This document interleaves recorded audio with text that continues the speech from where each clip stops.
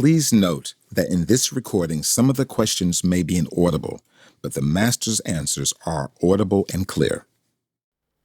Any question you would like to ask?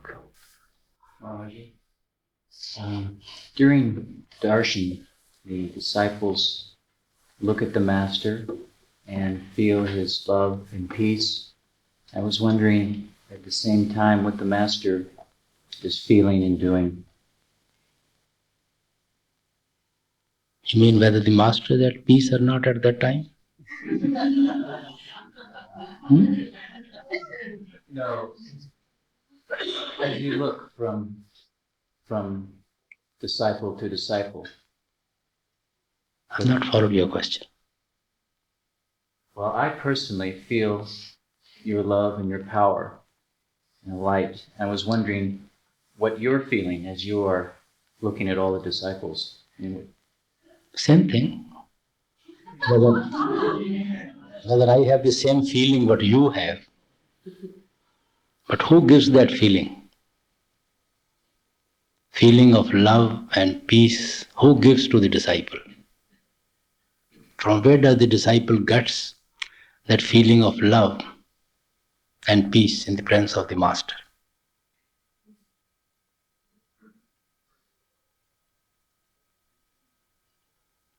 He gets from within by the Master.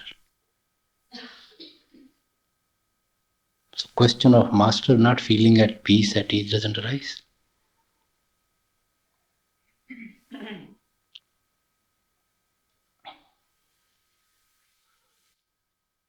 Yes.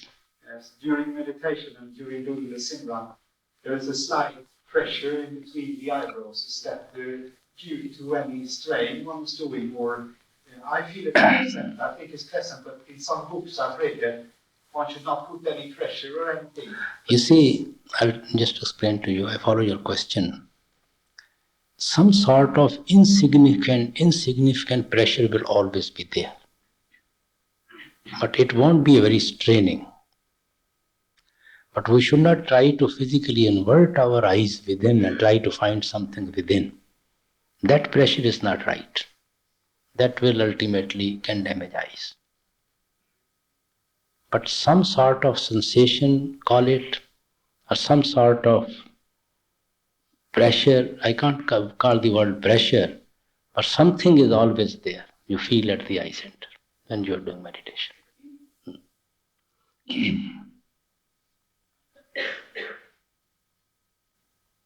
Yes?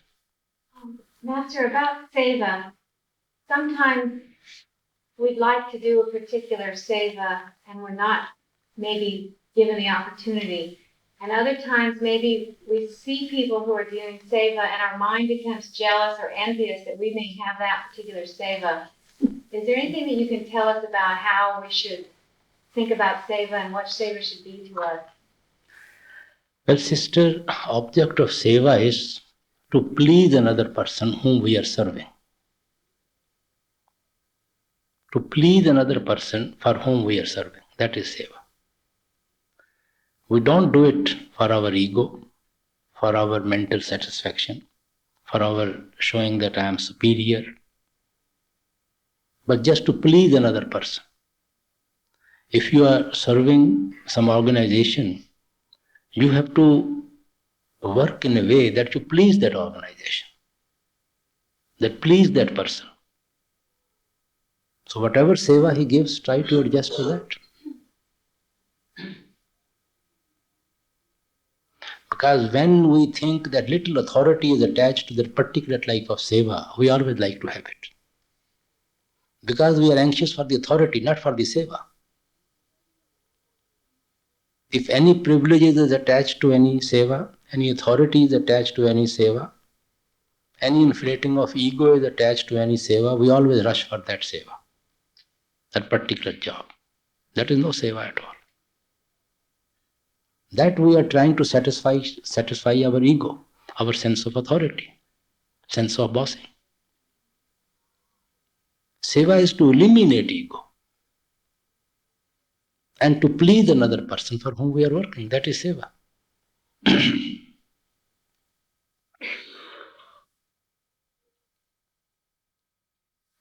Yes. You said yesterday that in meditation we have to be in Simran. All our attention has to be Simran. And also during the day when performing our activities, we try to keep Simran going. And it's sort of in the background. And so we form a habit of being Simran in the background. And then when we sit for meditation, it's supposed to be in the foreground. How do we kind of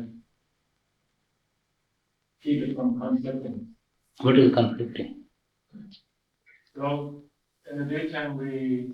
You see, what it is meant is that when we are mentally free, we are thinking about odd things of the world. Better to utilize it by doing Simran.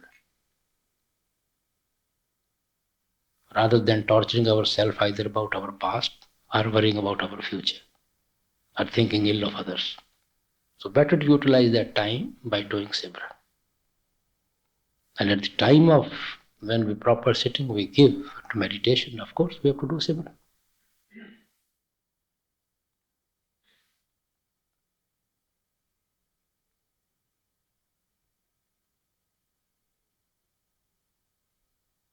Yes.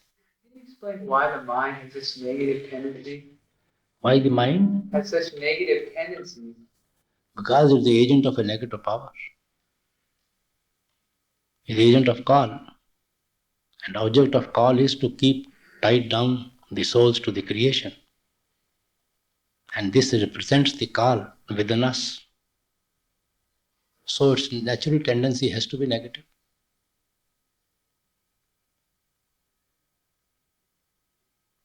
God doesn't want that any soul should escape from its realm.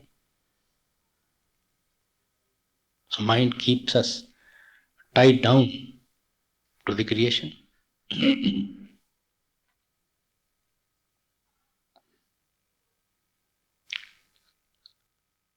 Yes. Is it possible to keep the mind, keep Simran in the foreground, even when we're mentally engaged? When we are? Even when we are not mentally free? I have not followed your point. Can you a little bit louder? Is it possible to keep the Simran in the foreground, even when we are mentally occupied? When we are mentally occupied, how can you do both? You're mentally solving, writing a register, writing a letter, typing. How can you do Simran? Well, if the mind prefers to do the Simran than the activity, then it's difficult to do the activity. You see, when you're driving, how can you do Simran? You have to be attentive. Mind is same. When you are absolutely free, doing nothing, you are lying in a sun, you are lying on a beach, you can easily keep your mind in Simran. But when you are mentally occupied, mind is same. How can you put it to Simran at that time?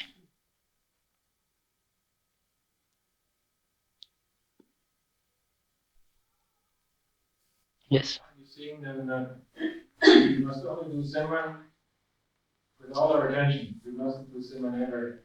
No, I mean, some sort of attention it will always have it. You are walking, you can do Simran, but still you see the up and down of the road. You may not stumble a block against somebody, but while car driving, it's something different. It needs more attention. Some activities need more attention, some activities need hardly any attention. Yes. Master, at home, I almost always do Simran when I drive the car. You are always? I'm almost always doing Simran when I drive the car. I hope the roads are quite wide and there's not much traffic.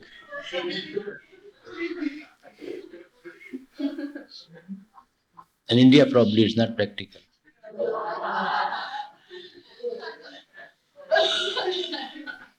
We have only 9 feet road for both side traffic.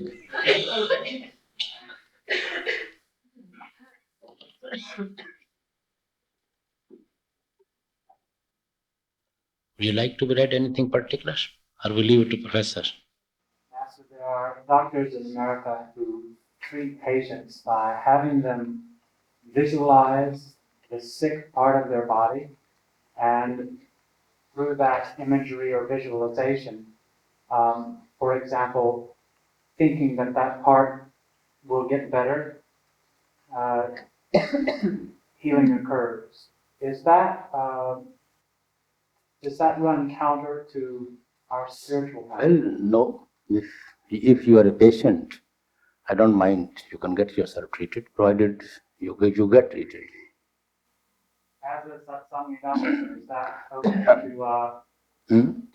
as a Satsangi doctor, may I ask a patient to do that sort of thing? You are a doctor yourself? Yes, sir. About that philosophy? About that science? My feelings are that the mind often creates the illness, and by changing the mind to think positively, sometimes the healing can occur. Yes, sir. That is some different. Sometimes healing can occur even without doing anything.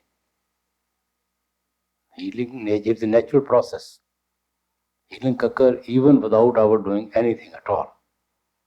Nature does heal. Nature helps. Medicines only help the nature to heal little quicker. Nothing else. Otherwise, healing is done by the nature. May we use the mind to act positively toward healing? As a Satsangi, you should not use your own mind as a doctor. But as a patient, I don't mind your getting yourself treated. The reason the question comes up is we are making an effort to keep the attention at the eye center. It seems as though sometimes that kind of imagery is in the body below the eye center. And so even besides that, why deceive anybody? Nobody gets healed like that. I mean, why deceive anybody? No sense in using your mind for these things. But if you have faith that somebody can heal you by that, you can try it. I'm asking specifically that someone can heal themselves that way. You see, the best healing of the mind is meditation. Mind is healed by meditation. And then you have self-confidence in your mind that this will become all right. You use your mind and willpower that this will become all right. That helps you to heal also. You don't have to go to anybody for that.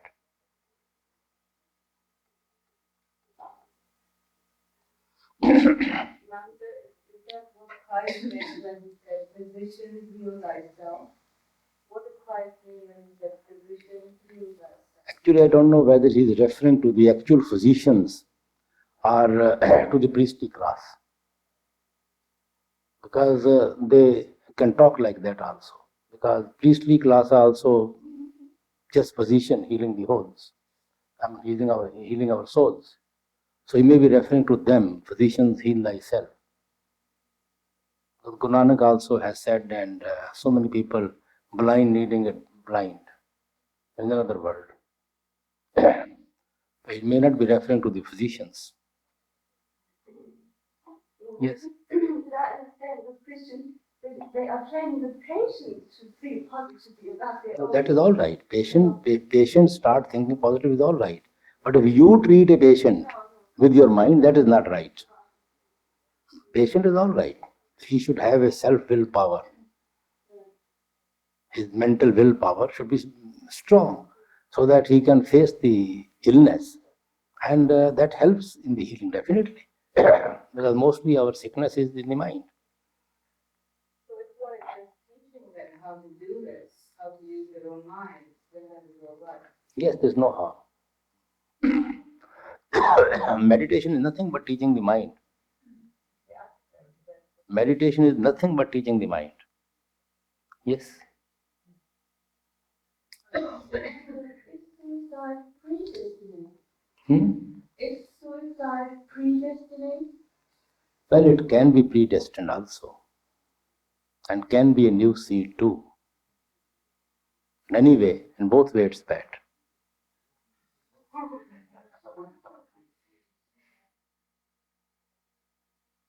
Yes? Is the connection with the master like a form of ESP, or is the master's vibrations totally coming out to me when I'm meditating? Is it a similar concept? I'm not following your question. Have you heard of ESP? What is that? It's extrasensory perception. It's just the concept that when we're thinking, our currents, our thought currents are emanating from our minds. And of course, on the level of the shaman, it's a... You see, we are always influenced by the company. Give it any name. Actually, we are always influenced by anybody's company. We say that he has conditioned my mind. He has brainwashed me. We often use these words. Give it in any scientific way, explain it. But we definitely were influenced by people's company. Well, if I'm sitting meditating and I'm, 9,000 miles away, the way that I can be guided from the master to... Why look to the 9,000 way? Why not look to half an inch here and inside?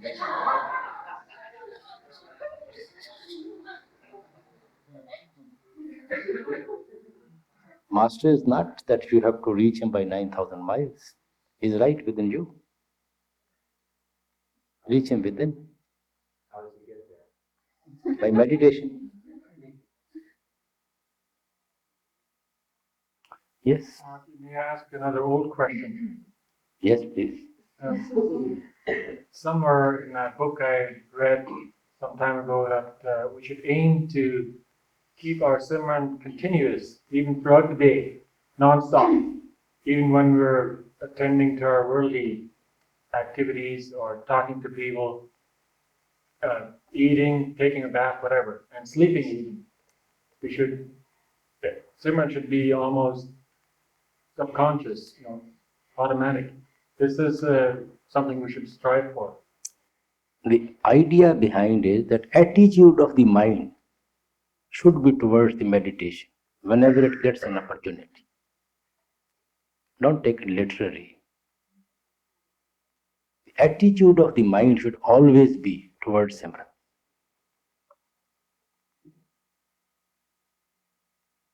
That is the idea.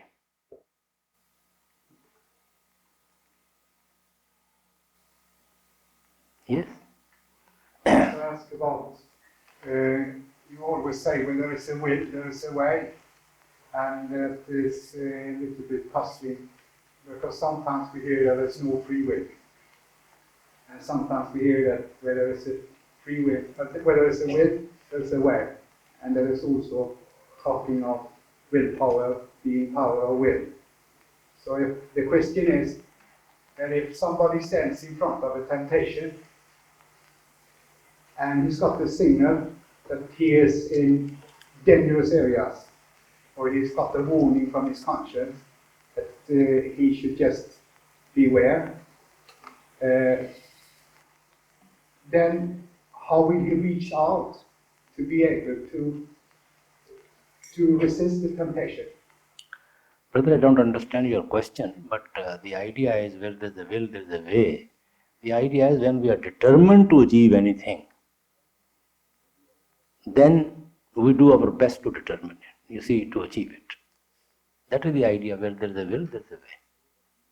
Then we find ways and means to get it, if we are determined. But I thought in the sense of resisting a temptation. In the negative side? Well, in the sense of resisting a temptation, when a temptation stitches up, Yes. we are faced with a temptation, and then we have a signal from our conscience that we are nearly doing something that is wrong. And in that moment, how can we act? I know it's not free will, it's the grace, but how can we reach out to catch the grace so that we are saved from falling from the temptation? That's what I mean. You see, we should try to avoid such situations. That's the main thing. where we find we are ourselves very slippery, we should try to avoid such situations. And then with the meditation, it helps us to gain a strong willpower, to resist those temptations. But if you all of a sudden find ourselves in such a situation, and we have the signal, and we stop doing the signal, would that help us? Yes, and also escape from the situation. You mean that If you are so much conscious of doing Simran to resist the temptation, you can also escape from the situation. if we really have the desire to escape from the temptation, we can have the grace to do that. Well, grace, if we are determined, we are able to make a strong willpower, then His grace is also there. Yes. Is it important to do Simran in the Master's physical presence? What do you mean by importance? Well, I know for myself, it's very difficult to do Simran when I'm in your presence. In other words, I'm more... Then what is the necessity? Well, I just wondered if it... You see, if you are so conscious of yourself, then you may do Simran. But generally we are not even conscious when we are in the presence of the Beloved. Then who is going to do Simran? Mind is so absorbed, it has no time even for Simran, for thinking even anything else. But if one wants to do Simran, there is no harm in it. It's absolutely all right. Whatever it suits anybody. Yes. Master, when we have a friend or a relative who is a satsangi, and they seem to be straying from the path to a more or less degree, is there something that I can do myself that you would recommend to help them? Well, brother, you can lovingly help them. Don't try to show their weaknesses or to magnify their weaknesses. But lovingly try to help them. You can discuss Santmat, you can discuss teaching, you can give the books, you can persuade them to go to meetings, and so many other ways. But don't try to magnify their weaknesses too much that they become shy of everybody and even leave and try to escape from your company. Thank you. That is not helping them, that is even drying them away. Without making them conscious of their weaknesses, we should try to pull them back.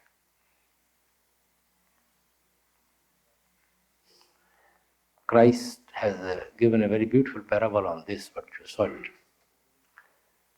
The servant told the master that seed was good, the ground was fertile. From where these tares have come? Should I go and pluck them? Christ said, no. Let the tares also grow. At the time of harvest, I'll first pluck the tares and burn them, and then collect the crop and take them to my barn. The idea is that if you will pluck them now, the danger is you may uproot even the crop. You may damage the roots of the crop while pulling the tares. That when we make our friends or relations too much conscious of their weaknesses, when they go astray, they try to avoid us even. But ultimately only the crop will come. He will have to pay for the tares. But if we can lovingly and intelligently, we can definitely pull them back without making them conscious even of their weaknesses. And then they appreciate much more later on. Otherwise, the danger is always there, we may not scare them away.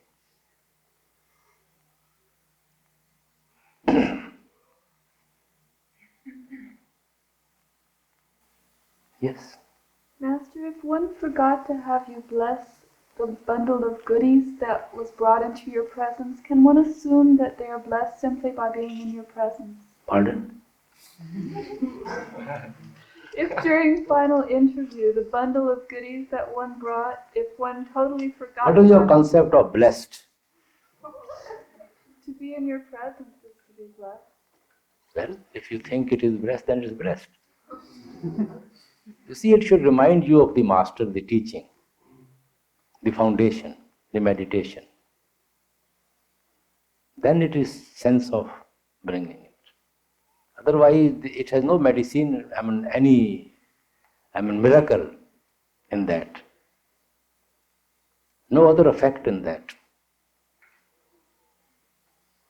It only reminds us about the love and devotion, about the association, the grace, the teaching.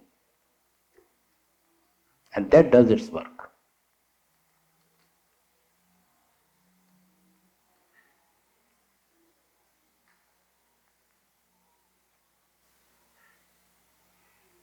Yes?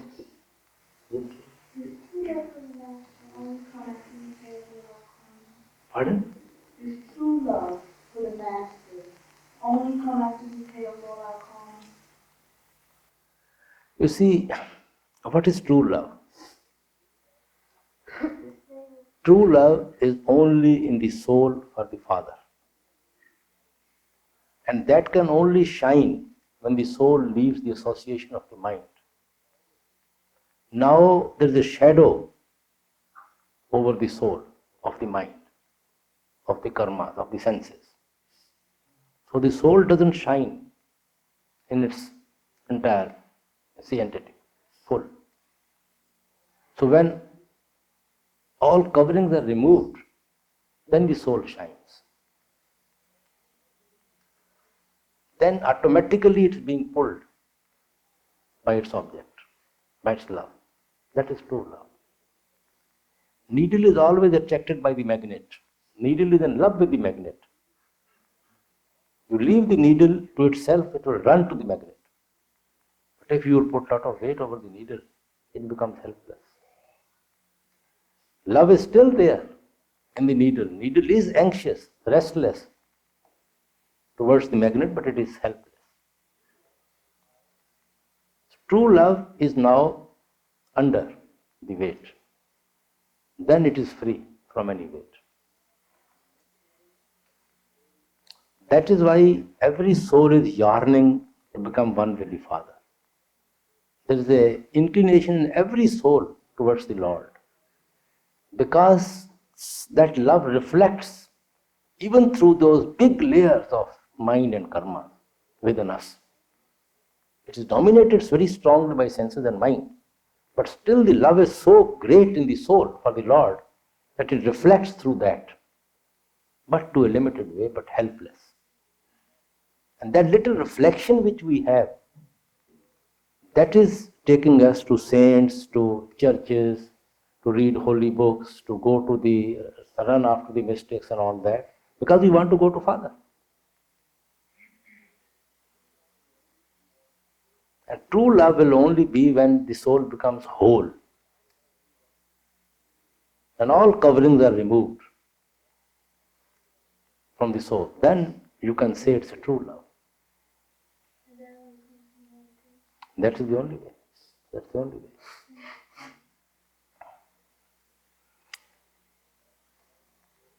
Meditation helps the love to grow. And grow to the extent to become one with Him. And the more we give, the more it grows. Love is such a thing. It doesn't diminish. The more we share, the more we give, the more it grows.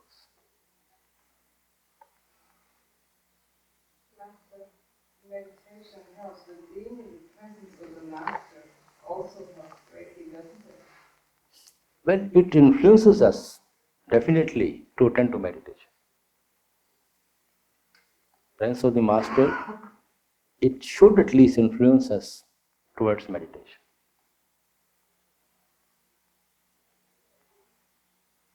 As I said, we are always influenced by the company, by the atmosphere.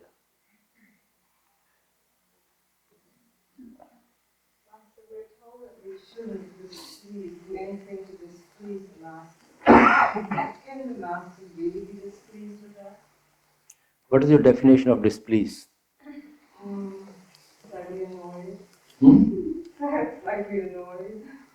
Likely in the? Slightly annoyed or angry or things like that. That is no displeasure of the master. Master is never displeased. He has taken on himself the responsibility to take the soul back to the Father. The displeasure is if he leaves the soul back and doesn't take it to the Father. No, that is what I say.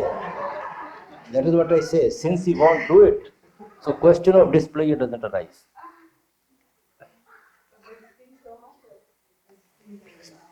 You see, now master has to discipline the children. Mother has to discipline a child, but mother loves the child most. But mother never hates the child. Child is naughty, mother may have to discipline, may have to spank, but she is not displeased with the child. She is not unhappy with the child. In her heart, she is in love with the child. But definitely she has to clean him. She has to discipline him.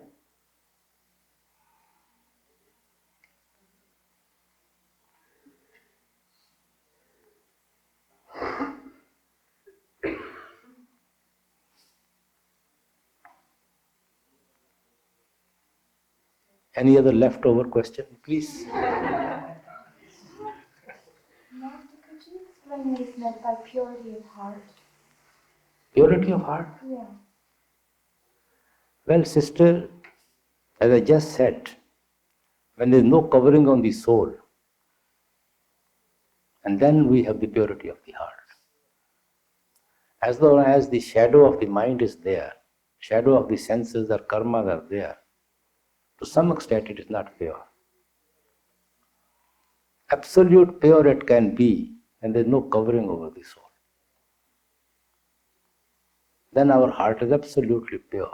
Purity of heart means when it has nothing else but the Father. That is my concept of purity of the heart. When nothing else exists in the heart but the Father. That can only be when we go beyond the realm of mind and Maya.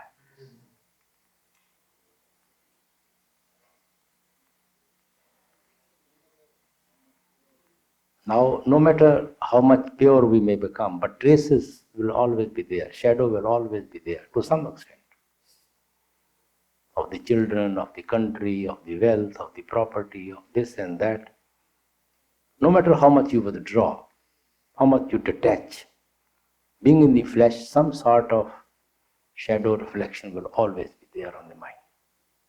So you cannot call it absolutely purity of the heart. Absolute purity only comes when there is nothing else but the Father.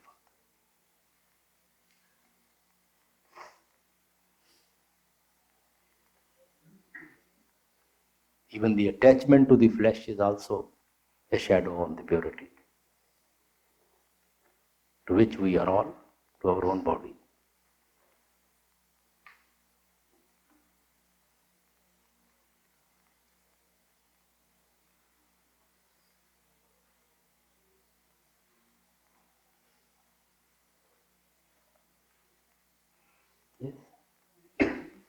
Talks about the value of separation. Desire of?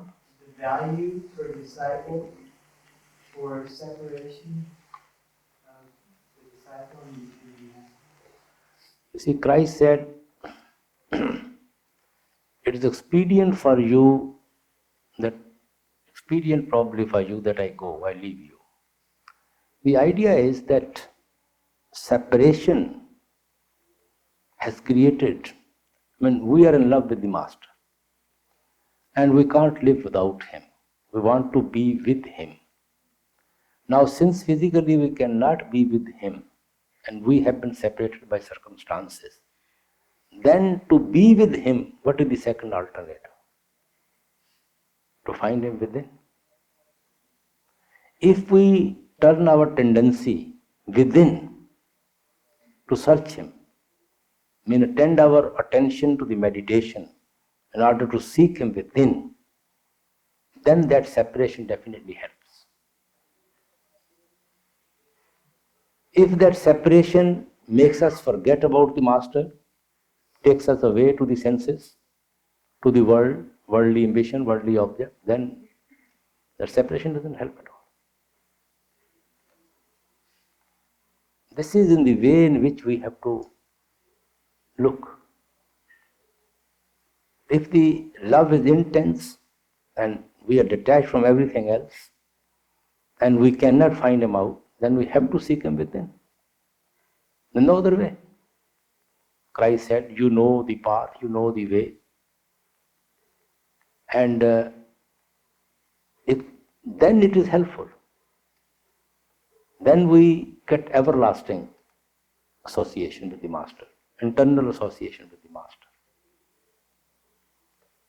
If separation makes us forget the teaching, forget the Master,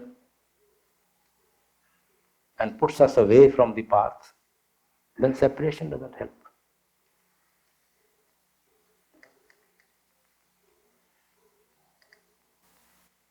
Yes.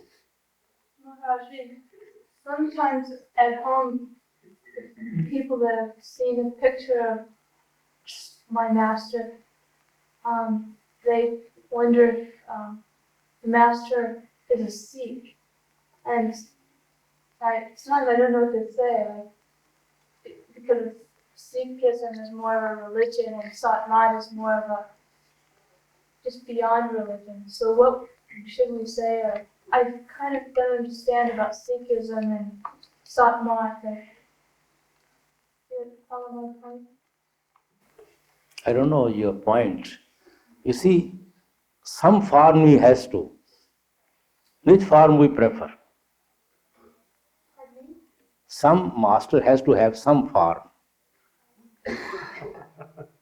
Whether his appearance is like a Muslim, whether his appearance is like a Sikh, or whether he's clean shaven, or beard, or hair, some form he has to. And there is no universal form which can be accepted by the world.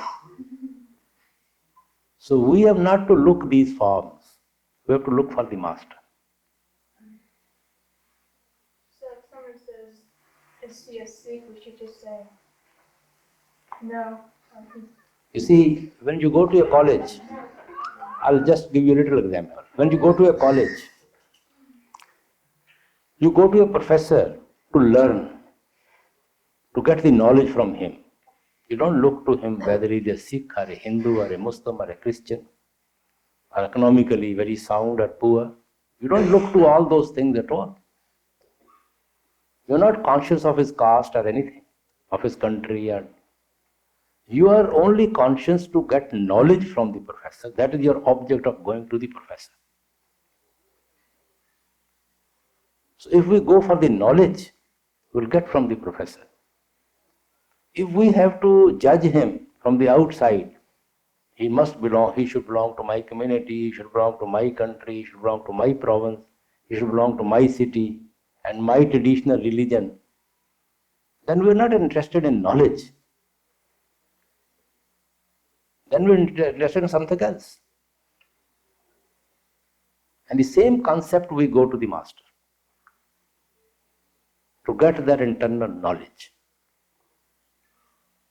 After all, he has to have some form.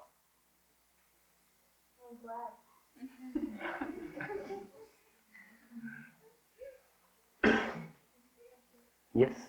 We're often told not to be too analytical and not to take ourselves too seriously. Sometimes in satsangs we tend to be very serious and very straight-faced. And I'm wondering if humor is a good way to bypass our problems, to go beyond our problems. Have a sense of humor. No, sense of humor is nothing bad in sense of humor, provided you enjoy as much as another person enjoys. And provided another person enjoys as much as you yourself enjoy. Sense of humor is not to taunt anybody, not to let down anybody, not to enjoy at the other person's cost. Sense of humor is to make another person happy as you are happy. And he should be as happy with your humor as you are. Then nothing wrong with the sense of humor.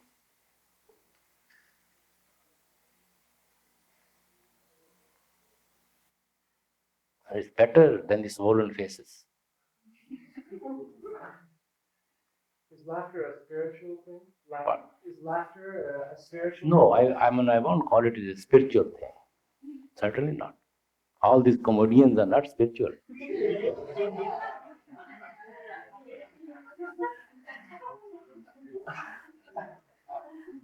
Nothing to do with spirituality.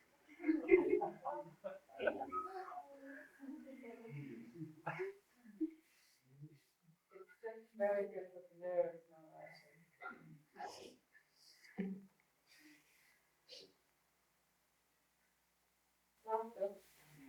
even when one sees the Vedic form, one becomes to be this, that aspect of the laughter, wouldn't one still want to be in the company of the physical form of the laughter?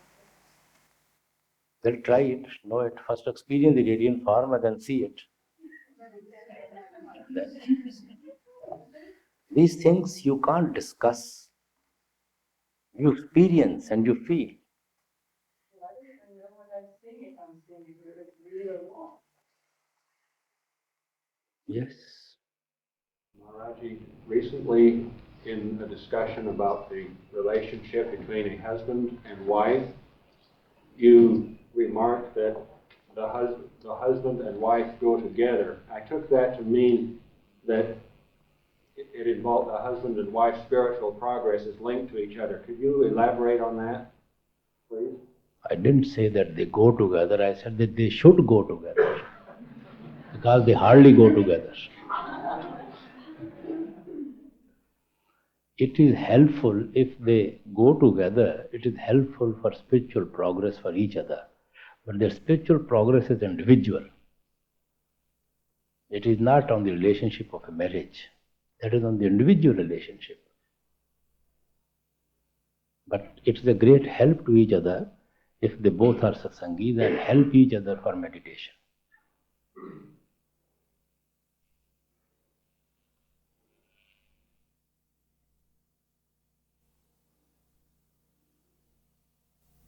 Yes.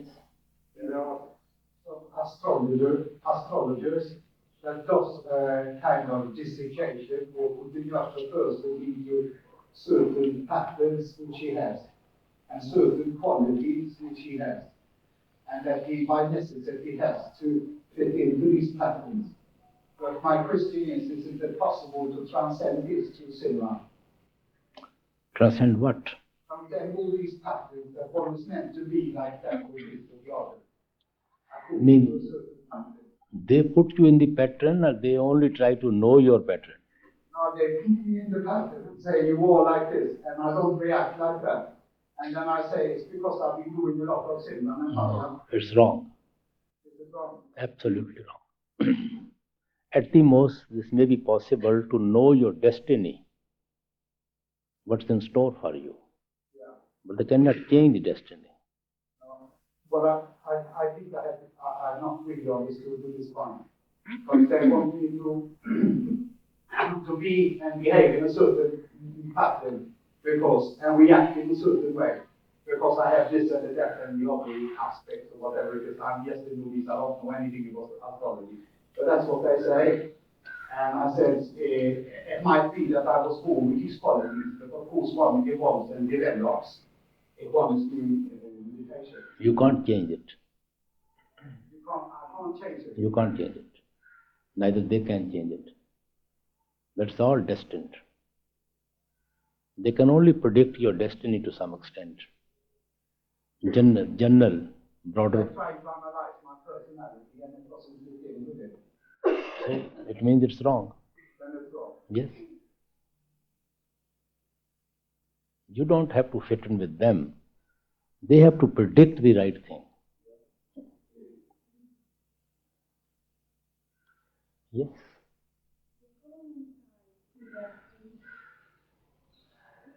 Well, I can't say the progress is predestined, but coming on the path is definitely predestined. And the environments and the atmosphere and the circumstances which we get for development of our meditation, they are also predestined. And they are great help in meditation. Yes? So then how much free will do we have again? Pardon? If all of that's predestined, then again, how much free will do we have? Do we have the free will to do the Simran? Yes, you can do several.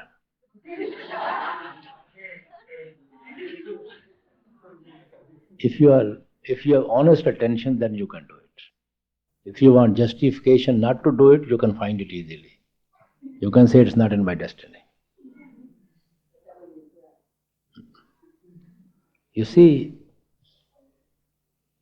our attending to meditation is conditioned to certain circumstances on which we have no hold.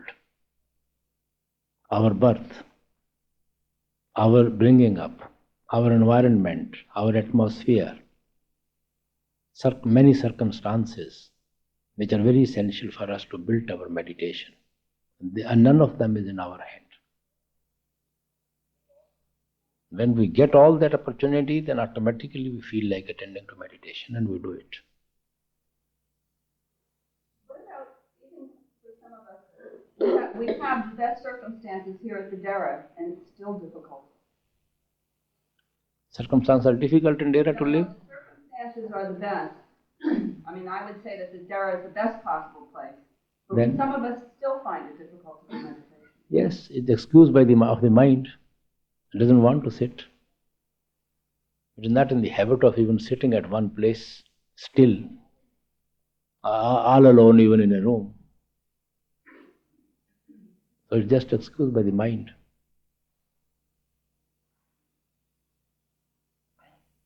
Yes. Which is the best if one is trying to get into it? Is it the right attitude to try and sit for the full amount immediately if one has been sort of halting in the meditation pattern? We should do our best to give the proper time. Yes, at once, or should we slowly and slowly build it up again? Slowly and slowly, you see, because we are not in the habit of sitting for so long. So slowly and slowly we have to train ourselves to devote the full time. Yes. Because you mentioned that some of the cases are very emotional at the same time of the life they change. And I was wondering, does the physical nervous system come into alignment when we go in? Does that automatically happen? No, I don't know about the physical, what you are referring to, I can't say. But definitely, some ladies especially, they concentrate by emotions, not by proper Simran, slowly and slowly. Full with emotion. You see, emotions always helps you to concentrate, to a pinpoint, to certain things. For the person for whom you have emotion, and emotion helps you to concentrate for that person. So sometime by emotions, when the concentration is there, we see the flash, light. And we are not used to it, so we faint. And you mentioned that was because the nervous system wasn't strong enough. No, I never said nervous system. I said you are not in the habit of withdrawing. Because with Simran and Dhyan, we are slowly and slowly withdrawing. For example, I give you a little example. You light one candle and you look at it. There's no problem with you. Then you can start with 2 candles. You'll be able to see the light. 3 candles, 4 candles. You are training your eyes to see that light. But if suddenly a 1,000 candle bulb put before your eyes, your eyes will dash. You may become blind. So slowly and slowly, with help of Simran and Dhyan, we are trying to withdraw upwards. But with emotion, sometimes it's so sudden that we can't stand it. But you regain consciousness again. There's nothing fatal. Nothing bad about it. Nothing fatal about it. Just as you become sometimes hysterical, so to say, some sort of.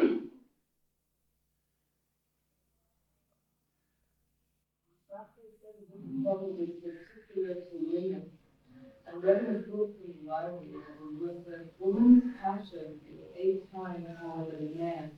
Do you agree with this? Or is that just a lot? I don't know, the writer knows best. I have no experience of that. But definitely women by nature are more emotional. By nature, generally, we're not talking about every woman or every man. Generally, by nature, women are more emotional. Nature has made them so because they have to bring up their children. They have to look after them. So they are more emotional by nature than men.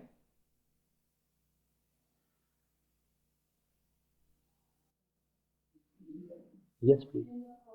Past that helpful hints on meditation. Pardon? In the past that helpful hints on meditation. There's a point where it says that there are some people who have darkness when they close their eyes. There are some people who see things but can't appreciate what they see inside. What kind of circumstances make a person appreciate what they are seeing? I've not read those pamphlets. I don't know. I can't see unless I read the whole of it. You see, but with what reference it is written.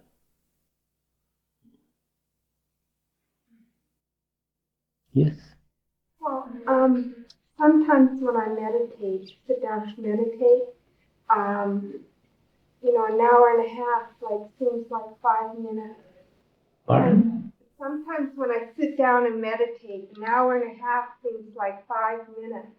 And then when I come out of meditation, I wonder, if I was doing it right, like meditating right, that time just flew like that.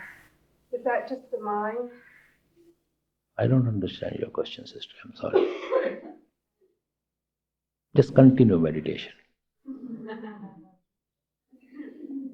Whatever time you give, whatever way you sit, whatever meditation of the quality it is always to your credit. Just continue. That is the main thing. Yes? In spiritual language, Babaji says that the mind, the body, and the wealth will belong to the Satguru. Since you are nothing, you should eliminate yourself. Now, until we meditate and reach Trikuti, it's difficult to eliminate ourselves from our mind. So, how do we do this? By meditation. Entirely you can eliminate only your right when you reach to that stage. But we have to start slowly and slowly start eliminating it. It can't be eliminated suddenly at once. We have to detach our mind from the body, from the wealth, from the mind. We have to detach ourselves from all these things. We have to take our mind out of it. And slowly, with the help of meditation, we try to take it out.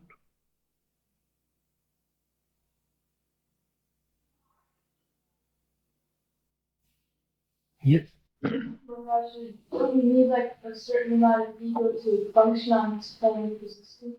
Pardon? Don't we need a certain amount of ego to function on this plane of existence? Don't worry, you won't be able to eliminate all of it.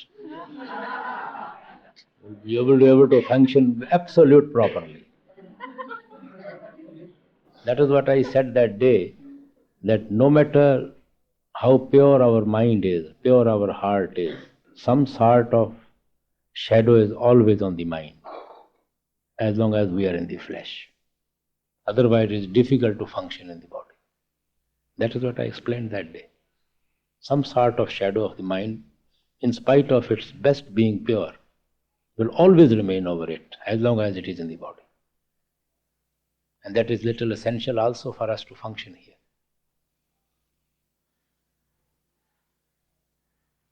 You see, mind, when it is entirely a slave of senses, always pulling us to the sensual pleasures, it is our enemy. When it is attached to the Shabad and Naam, and its tendency is inward and upward, then it starts becoming our friend. Well, even friend deceives, but still, that is our friend. So we have to win its friendship from enmity. So is it good to talk to our mind to train it to entice it to go upwards? Pardon? Is it good to talk to our mind to train it to entice it to go upwards to the higher pleasures of the soul? Instead of talking to the mind, it's better to attaching it to the Shabad and Naam within. That is talking. You see, in meditation we hear, in prayer we talk, we speak. In meditation we hear God. In prayer we speak to God. It's better to hear Him.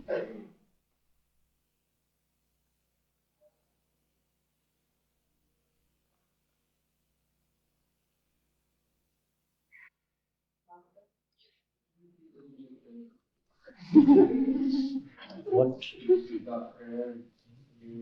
I said in meditation we hear God, voice of God. In prayer we speak to God. We are always saying something to God in prayer. So it's better to hear Him than to make Him hear what we want to say.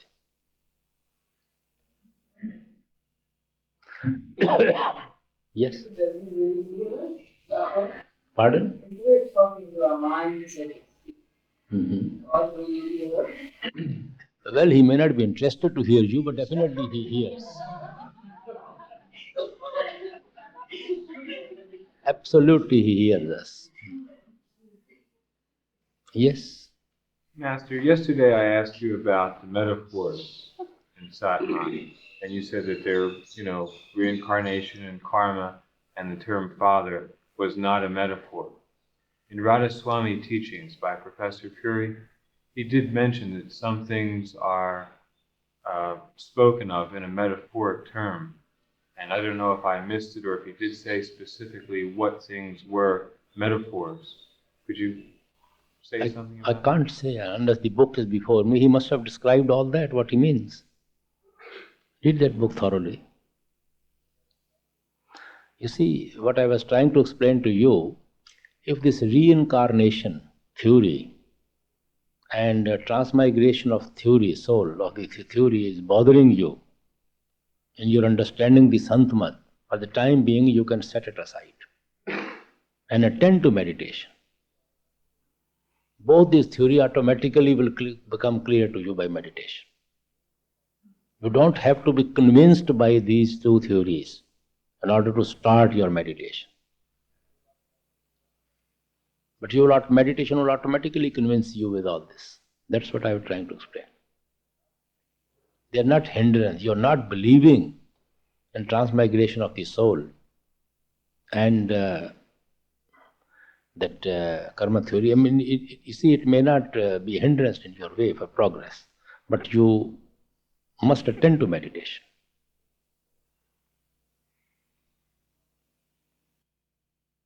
Yes. If during the meditation, one is sitting and doing the Simran, and one is talking hearing the sound, is it all right to go and sit in Bhagavad immediately when that appears, even if it appears very quickly in the beginning of the meditation? And concentration is good. You mean if your concentration is there and you are hearing the sound very pulling, so whether you should switch on to hear the sound? Well, if it is too much pulling, you may. There's no hard and fast rule. You may attend to sound. But it hasn't had to be fixed like it says in the books 3/4 of the time. That is to begin with. You see, we have to practice to begin with. 1.5 an hour to Simran, 1 hour to Shabad, hearing of the sound. And that is also explained that there is no rigidity about it. If sometime your concentration is there and sound is pulling you too much, you can switch on to that. If sometime mind doesn't concentrate, you can give even more time to Simran.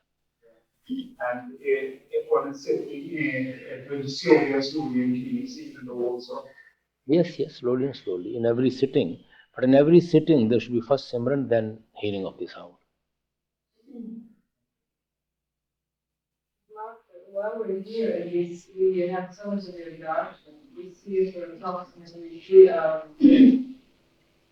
Is it absolutely necessary to do Simran before the Simran? At least after these 3 hours you can do Simran. You see, you say it's only 3 hours you get, but yet there are another 21 hours you have to utilize. So you should give your proper time to meditation. I mean, after looking at you say right now, you just want to do some time without getting finished. Yes, I said if the sound is pulling you, you can always straight away hear the sound. You can always be in touch with the sound if it is pulling you. But Simran always helps to concentrate, and then sound becomes better distinct and pulling. Sometimes when you're studying and you're quite concentrated and the sound is pulling, Yes, you can, there's no problem. Yes, please.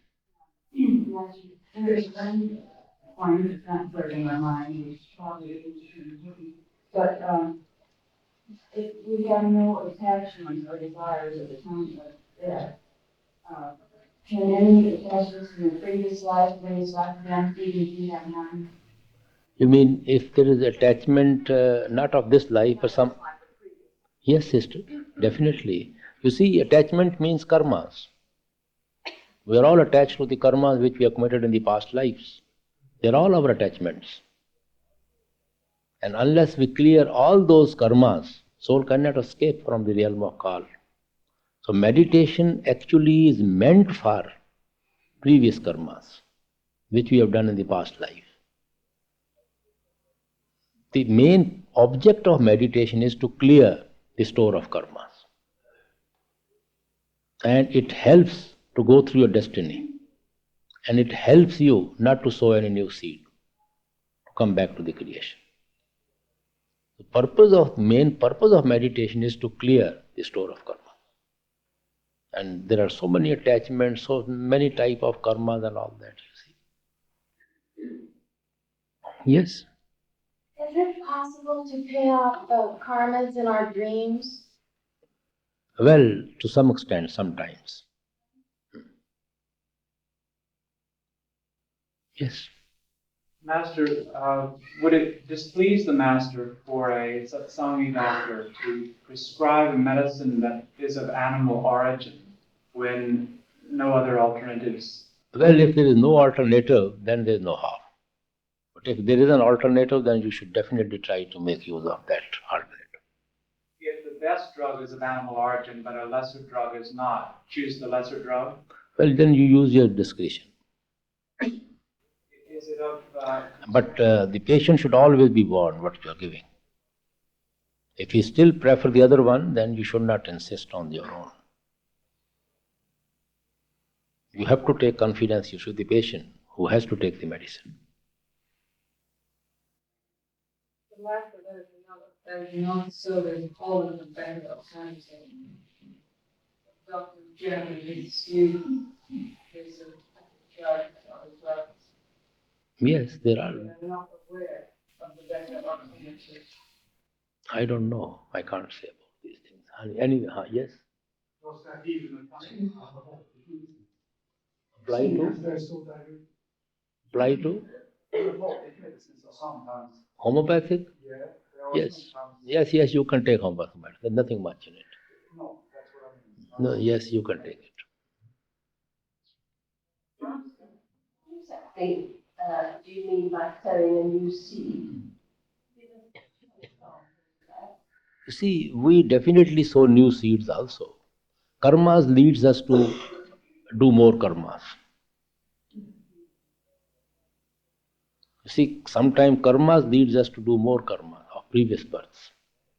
You see, for example, a person is born in a such atmosphere where the whole family is doing nothing but stealing and cutting other people's throats and all that. So according to the karma of the person, he has taken its birth. Now his mind will be conditioned by living in them, you see, in the same way. And he may also start doing the same thing. So karmas can lead to more type of such karmas.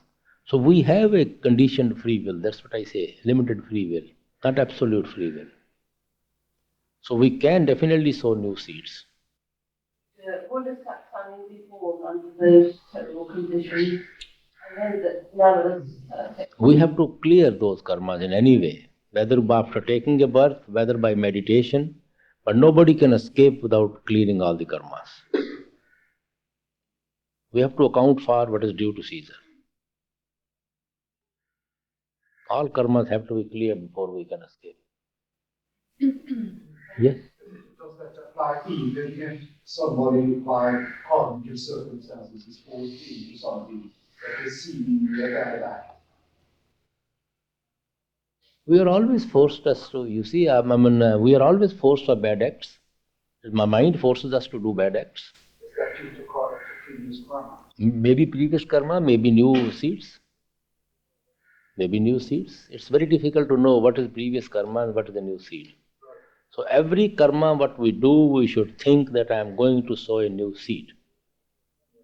So, but still if with your best intentions, it happens, you can say it is a new seed.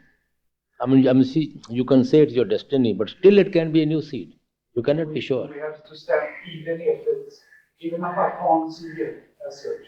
You never see it. No, I never see it. But if it is an old karma, do I still have to stand ready? So that bad activity.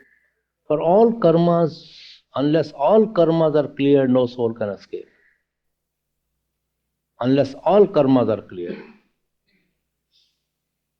Caesar's debt has to be paid. Kal's account has to be cleared. Whether they are new seeds or whether the old karmas which we are carrying. All karmas have to be cleared. There should be no covering over the soul. It must shine to its soul.